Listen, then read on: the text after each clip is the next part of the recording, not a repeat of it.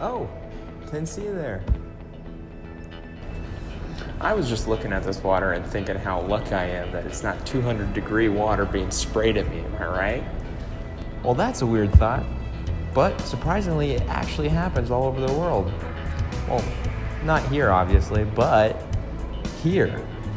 But more like here, at one of the nation's most beautiful national parks and home to the most unique, rare hydrothermal features on Earth's land surface. So what exactly is in Yellowstone? Yellowstone National Park is nearly 3,500 square miles of wilderness recreational area that lays completely on top of a volcanic hotspot. The majority of the park stays in the borders of Wyoming, and it is home to many free roaming bears, elk, wolves, bison, and antelope, and has been a tourist destination to over 170 million people since the day of its opening in 1872 under the Grant administration. Yellowstone is still considered one of the world's largest active volcanoes, and this is because it is still a current live hotspot.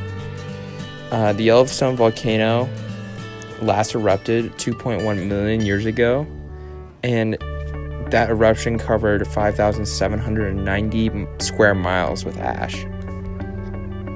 With Yellowstone still being considered a supervolcano, the U.S. Geological Survey and University of Utah with the National Park Service established the Yellowstone Volcano Observatory in 2001, and this was to look out for different volcanic and seismic activity in the area going forth. Stuart Rochester, working at the Center for Hydraulic Science and Division of Earth and Ocean Sciences within Duke University, has calculated perhaps less than 1,000 geysers exist worldwide, of which 200 to 500 occur in Yellowstone National Park. That's a big number. Geyser actually comes from the Norse word geisa, which means to gush or rush forth, which is accurate since the geysers are hot springs that intermittently boil up and through a system of cracks and shoot out a pillar of steam and hot water. The best example I could think of is the infamous Old Faithful. Oh look, I think she's about to blow now.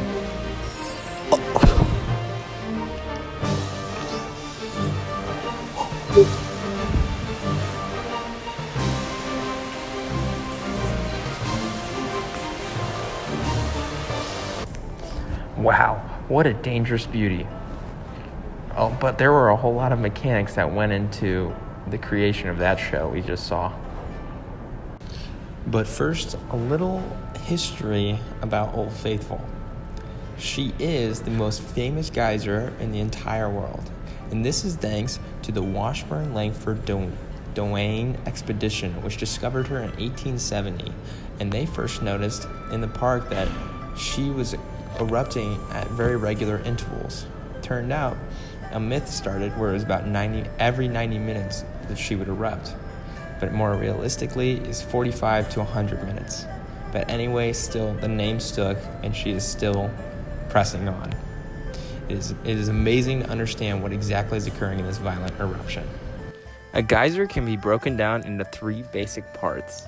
First, it needs a plumbing system, and by that, I mean a larger open area that can be filled with water that is airtight to hold onto the liquid as it is supercharged for eruption. Second, a consistent water source to help refill the underground basin after an eruption.